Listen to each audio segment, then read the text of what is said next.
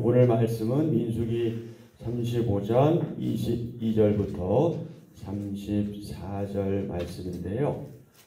지난 토요일 34장 16절 이하부터 한번 확인하고 넘어가겠습니다. 34장 16절부터 29절은 각 지파의 기업을 나눌 책임자들의 명단이 기록되어 있고요. 16절부터 29절의 주제는 하나님 뜻을 이룰 새 시대의 지도자들.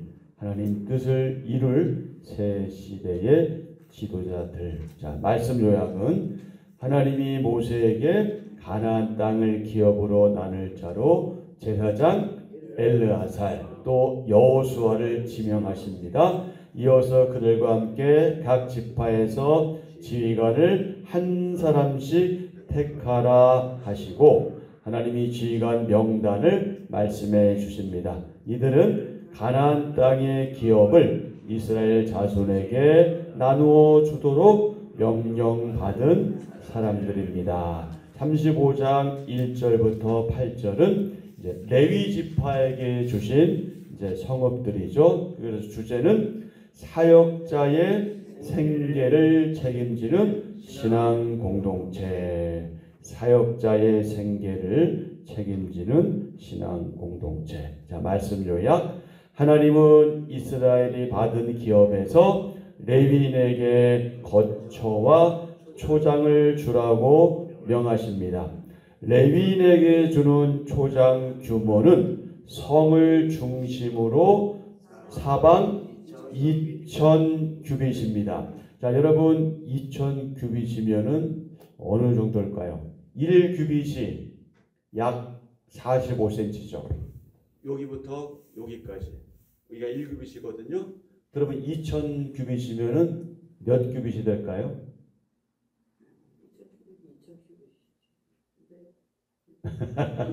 1 규빗이 45cm니까. 예, 그러면은 어떻게 될까요? 센치로 하면은 몇 센치가 될까요? 9만 센치죠. 9만 센치 미터로 하면은 90m밖에 안 되나요? 90m? 900이에요? 90이에요? 90이에요? 90밖에 안 될까? 9만 센치가 네. 신천 집사님이 정정해 주셔서 감사합니다. 9만 센치면 약 900m죠. 그러니까 1000m가 좀 안 되는 정도예요. 그러니까 작지는 않은 것 같아요. 그죠? 자, 여기서 기점으로 이쪽 방향으로 1000m면 어디까지일까요? 우리 예배당 기점으로 1000m면 어느 정도 갈까요? 우리 저 신집사님 사시는 데까지 그 큰 길로 한 몇 미터까지 될까? 400m? 그러면 거기 갔다가 왔다가 우리 저기 어디까지 가야 1000m가 될까요? 적은 규모는 아닌 것 같아요. 그래도 그 정도면은. 자, 어쨌든 사방이라는 거예요. 사방으로 이제 2000 규빗, 약 1000m가 안 되는 그런 규빗. 자, 도피성 6개를 포함해 총 48개 성읍, 그 초장을 레위인에게 줄 때 기업을 많이 받은 자는 많이 주고 적게 받은 자는 적게 줍니다. 자, 그 다음에 35장 9절부터 21절은 이제 도피성을 지정해 주시고 이제 규칙을 정해 주시죠. 그래서 주제는 자비와 긍휼로 죄인을 보호하시는 도피성. 말씀 요약. 하나님은 이스라엘이 가나안 땅에 들어가면 도피성을 정하라고 명하십니다. 부지 중에, 즉 알지 못하는 중에 살인한 자가 회중 앞에서 판결을 받기까지 죽지 않도록 요단 동쪽에 3개, 가나안 땅에 3개의 도피성을 두어야 합니다. 그러나 사람을 죽일 만한 도구를 가지고 고의로 살인한 자는 반드시 죽여야 합니다. 자, 도피성은 모두 몇 곳? 6곳. 요단강 서편, 즉 가나안 지역의 3곳, 그리고 요단강을 건너가기 전 동편에 3곳. 자, 가나안 쪽에는 게데스, 세겜, 헤브론 이렇게 3곳이고요. 동편에는 베셀, 길르앗, 라못, 골란 이렇게 6곳이 됩니다. 자, 이제 오늘 민수기 본문 35장 22절부터 34절 계속해서 도피성에서의 규칙이죠. 자, 오늘의 주제 대제사장의 죽음에 담긴 대속의 은혜. 대제사장의 죽음에 담긴 대속의 은혜.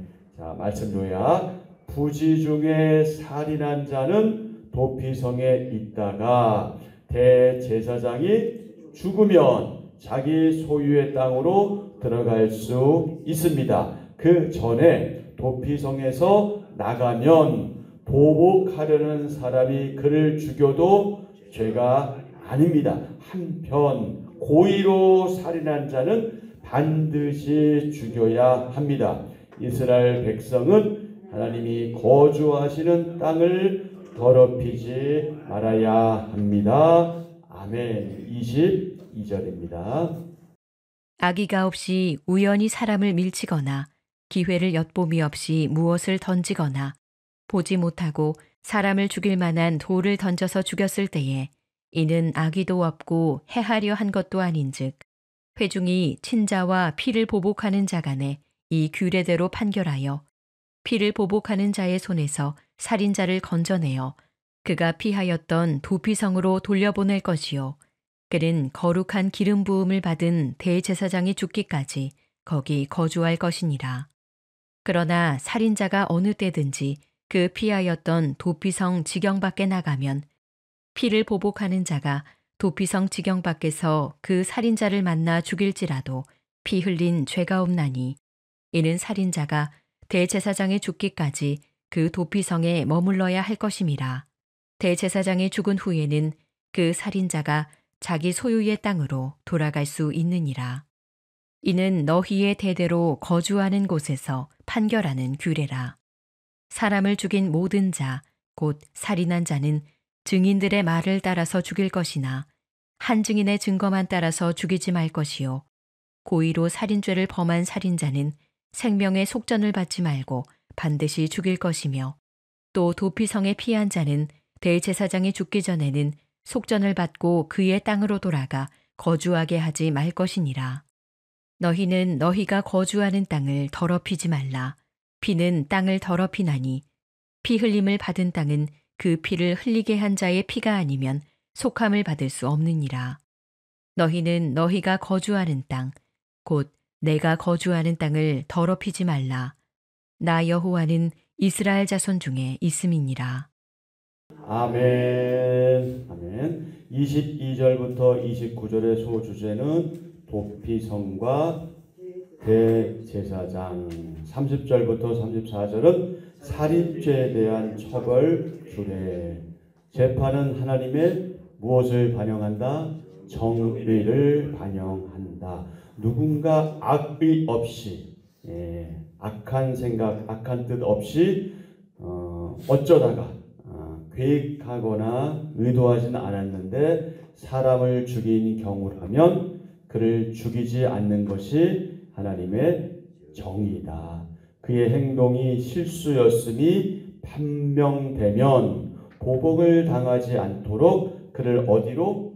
도피성으로 보내야 합니다. 실수로 살인한 자는 누가 죽기까지? 대제사장이 죽기까지 도피성에 머물러야 합니다. 자, 22절부터 25절까지 악의가 없이 우연히 사람을 밀치거나 기회를 엿봄이 없이 무엇을 던지거나 보지 못하고 사람을 죽일 만한 돌을 던져서 죽였을 때에 이는 악의도 없고 해하려 한 것도 아닌즉 회중이 친자와 피를 보복하는 자 간에 이 규례대로 판결하여 피를 보복하는 자의 손에서 살인자를 건져내어 그가 피하였던 도피성으로 돌려보낼 것이요 그는 거룩한 기름 부음을 받은 대제사장이 죽기까지 거기 거주할 것입니다.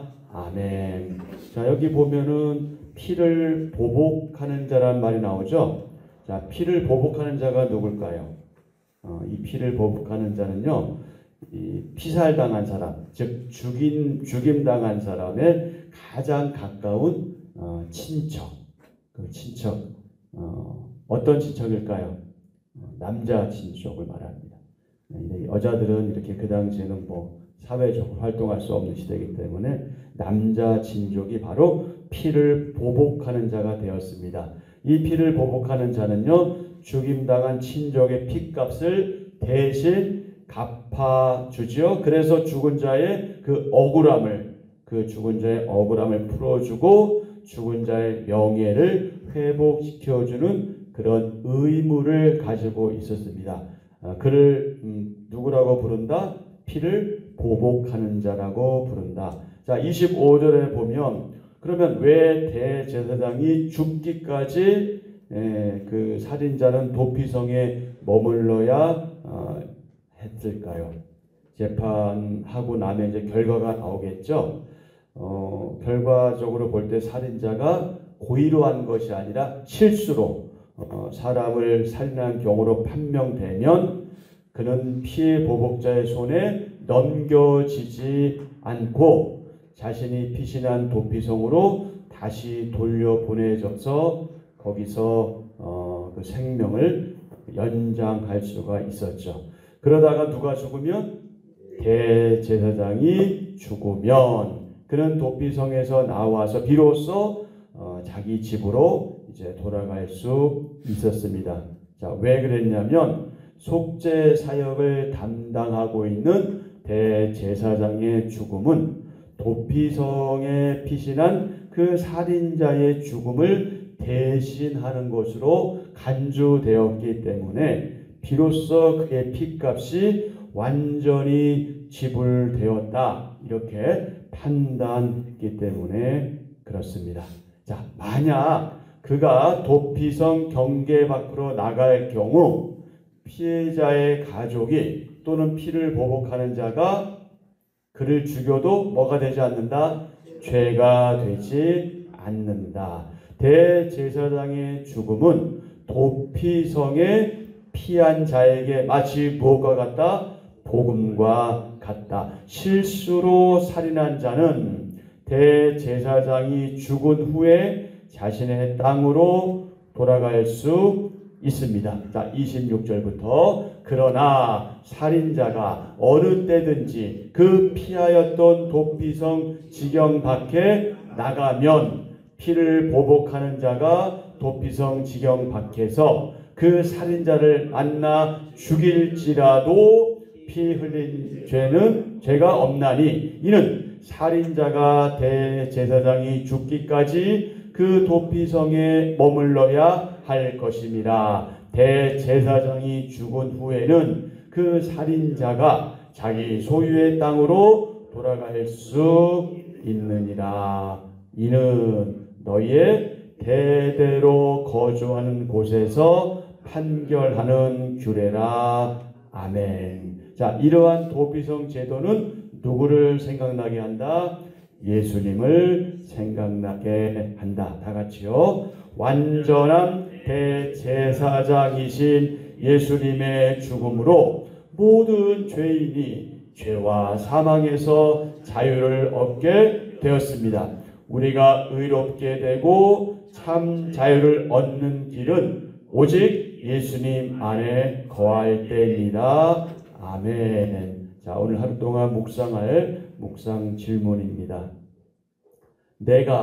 우리가, 저와 여러분이 죄에서 진정한 해방을 경험한 적, 우리 이미 과거에 했지만 사실 우리가 알지 못할 수도 있어요. 특히 모태신앙 같은 경우에 그냥 그렇게 태어나서 성장해 왔기 때문에 잘 모를 수 있지만 한번 생각해 보자는 거죠. 정말 내가 죄에서 진정한 해방을 경험한 적이 언제였나? 여러분 각자, 여러분 개인의 문제이기 때문에 한번 깊이 묵상하시면 좋겠습니다. 자, 살인죄에 대한 처벌 규례입니다. 하나님의 형상대로 지음받은 인간은 소중한 존재입니다. 소중한 존재입니다. 귀한 존재입니다. 그러므로 고의로 사람을 죽인 자는 어떻게 된다? 반드시 처형해야 한다. 다른 사람의 피를 흘리면 그 사람의 피도 흘릴 것이니 이는 하나님이 자기 형상대로 사람을 지으셨습니다. 아멘. 창세기 9장 6절 말씀이죠. 이때 공정한 재판을 위해서 몇 명 이상? 2명 이상의 증인이 있어야 한다. 의도적 살인죄에 대해서는 생명의 속전, 즉 벌금형도 허락되지 않습니다. 고의적 살인자는 반드시 죄값을 치러야 하는데 그 죄값을 돈으로 대신할 수 없습니다. 이스라엘 백성은 가나안 땅을 피로 더럽히지 말아야 합니다. 30절부터 사람을 죽인 모든 자, 곧 살인한 자는 증인들의 말을 따라서 죽일 것이나 한 증인의 증거만 따라서 죽이지 말 것이요. 고의로 살인죄를 범한 살인자는 생명의 속전을 받지 말고 반드시 죽일 것이며 또 도피성에 피한 자는 대제사장이 죽기 전에는 속전을 받고 그의 땅으로 돌아가 거주하게 하지 말 것이니라. 너희가 거주하는 땅을 더럽히지 말라. 피는 땅을 더럽히나니 피 흘림을 받은 땅은 그 피를 흘리게 한 자의 피가 아니면 속함을 받을 수 없느니라. 너희가 거주하는 땅, 곧 내가 거주하는 땅을 더럽히지 말라. 나 여호와는 이스라엘 자손 중에 있음이니라. 아멘. 여러분, 한 증인의 증거가 채택되지 않은 이유가 무엇일까요? 그럼 뭐 더 말할 필요가 뭐 있어요? 한 사람의 주관적인 판단으로 자기의 생각대로 하면은 그건 올바른 증언이 될 수 없잖아요. 뭐 안 보고도 봤다고 할 수 있고 보고서도 안 봤다고 하시는 거 아닙니까? 그러니까 한 사람 가지고는 안 돼요. 그러니까 적어도 2명 또는 3명 이상이 돼야 되는데 사실 이것도 불안하죠. 왜냐하면 짜면 그만이니까. 네, 요즘 우리 그런 거 얼마나 많이 봅니까? 다 매수되기도 하고 그냥 그러나 그럴지라도 하나님께서는 적어도 2-3사람 이상의 증인을 그렇게 세울 것을 말씀해 주셨죠. 한 사람의 증거는 그야말로 개인의 그 이해관계에 따라서 얼마든지 잘못될 수 있습니다. 왜곡될 수 있습니다. 그래서 한 증인의 증거는 채택되지 않은 거죠. 재판 시 반드시 2인 이상의 일치된 증언이 있을 때 그때만 그 증언이 유효했습니다. 죽일 자를 2사람이나 3사람의 증언으로 죽일 것이며 한 사람의 증언으로는 죽이지 말 것이며 신명기 17장 6절 말씀입니다. 자, 32절부터 32절에 보면 살인자에게서 생명의 속전을 받아서는 안 되는 이유, 생명은 돈으로 바꿀 수 없다. 생명은 돈으로 바꿀 수 없다. 살인자는 반드시 자신의 피로써 값을 갚아야 했기 때문이다. 아까 창세기 9장 6절 제가 말씀 읽어드렸죠. 다른 사람의 피를 흘리면 그 사람의 피도 흘릴 것이니 이는 하나님이 자기 형상대로 사람을 지으셨음이라. 아멘. 하나님께서 한 생명, 한 영혼을 얼마나 귀하게 여기시는지 볼 수 있는 대목이고 그 이유는 우리 모든 사람들은 하나님의 형상대로 지음 받았기 때문이다. 그러니 우리가 다른 사람에 대해서 함부로 하거나 그 사람을 힘들게 하거나 비난하거나 이유 없이 비판하거나 정죄할 수 없는 거죠. 비록 우리가 물리적으로 사람을 죽이지 않더라도 우리가 간접적으로 사람을 죽일 수 있는 것은 바로 뭐냐면 타인들을 함부로 여기는 것이에요. 자기 기준에 맞지 않으면 나쁜 사람처럼 여기거나 몹쓸처럼 여기는 것, 그 일종의 인격 살인이잖아요. 굉장히 주의해야 될 부분들입니다. 그러니까 내 중심의 사고가 아니라 항상 하나님 아버지의 그 관점에 따른 사고, 생각, 그리고 그 사람의 입장, 그 사람 자체를 귀히 여기는 자세가 우리 가운데 필요하지요. 자, 도피성으로 피한 사람의 지킬 규례에 대해서 말씀하시기 전에, 자, 우리는 이제 요 나머지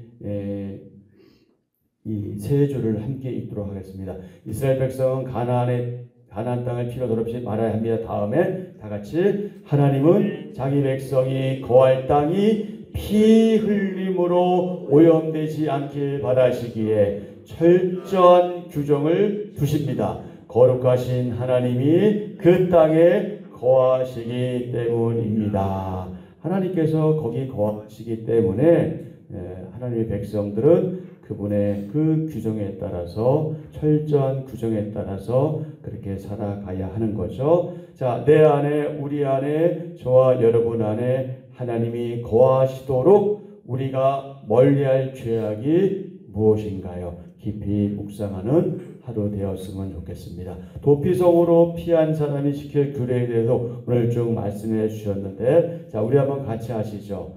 영원한 도피성이신 예수님께 머물러야 한다.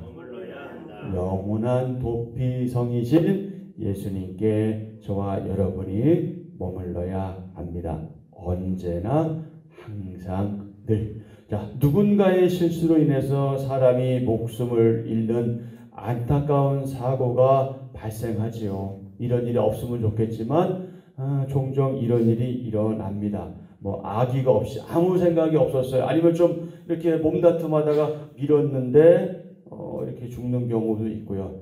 그리고 진짜 무심코 던진 돌에 뭐 개구리가 맞아 죽는다는 말처럼 사람이 죽을 수도 있습니다.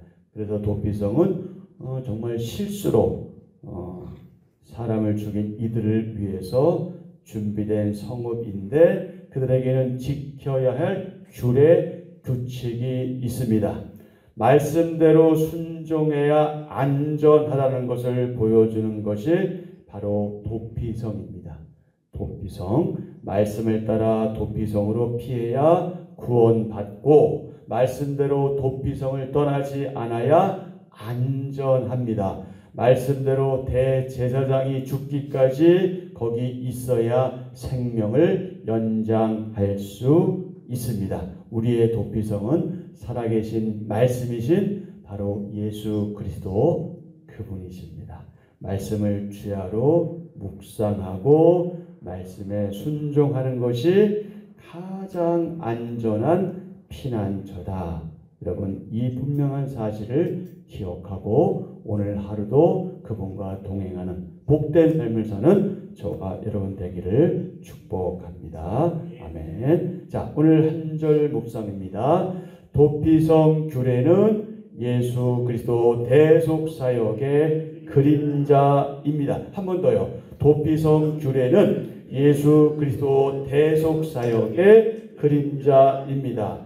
대제사장의 죽음으로 죄 보복에서 벗어나는 일은 예수님의 죽으심으로 죄에서 해방되는 일을 예표합니다. 대제사장이 죽으면 살인자는 해방되어 자기 땅으로 돌아갈 수 있었습니다. 대제사장의 죽음을 살인자의 죽음으로 간주한 것입니다. 하나님의 공의는 죄에 대해 마땅한 죄값을 치르는 것입니다. 죄의 대가는 죽음입니다.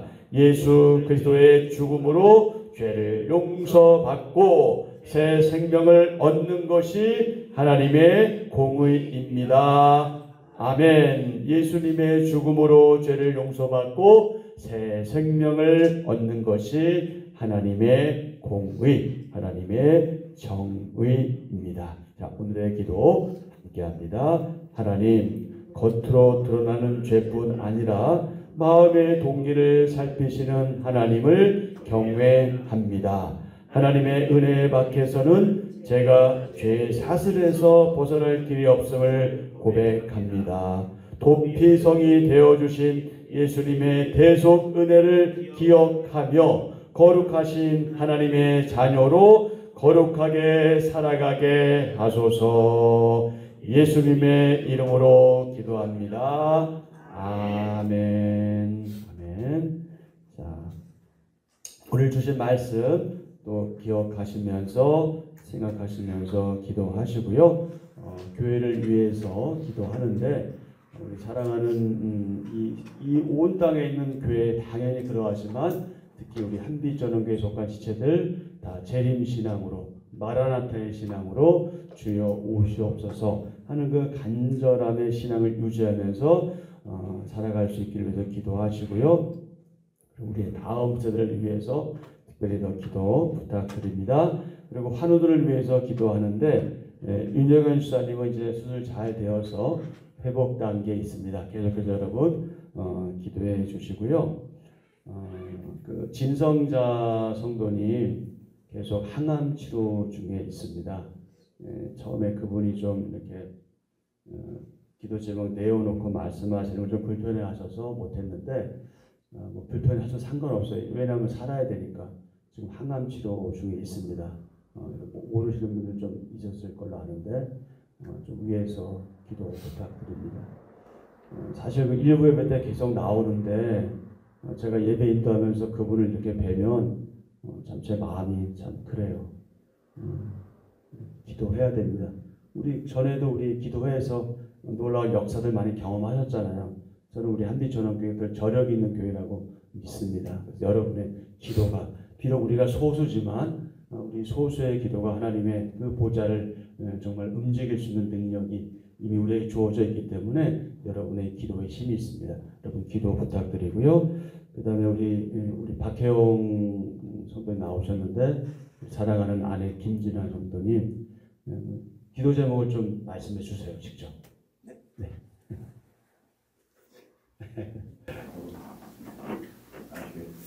올해 수술을 해야 되고요.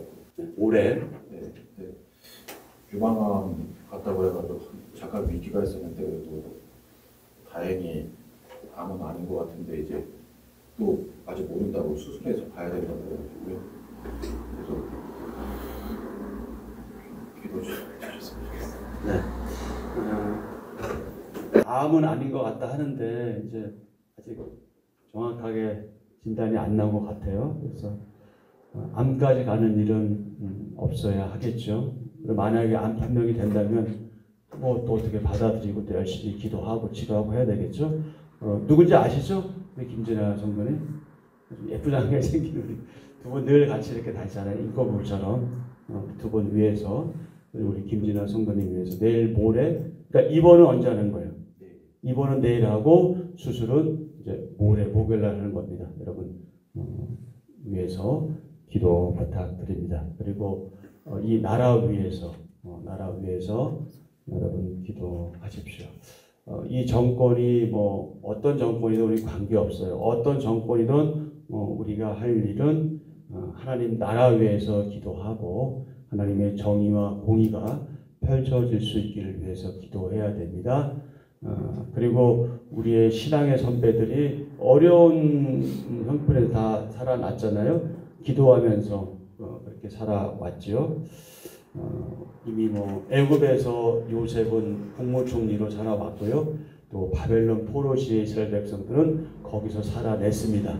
우리에게 어떤 나라가 펼쳐지든 우리는 거기서 살아내야 합니다. 그러니 우리가 살 수 있는 길은 기도밖에 없지요. 그래서 나라 위해서 여러분 기도 하시고 또 여러분 개인 기도하시고 그렇게 오늘 하루 일정 시작하시면 되겠습니다.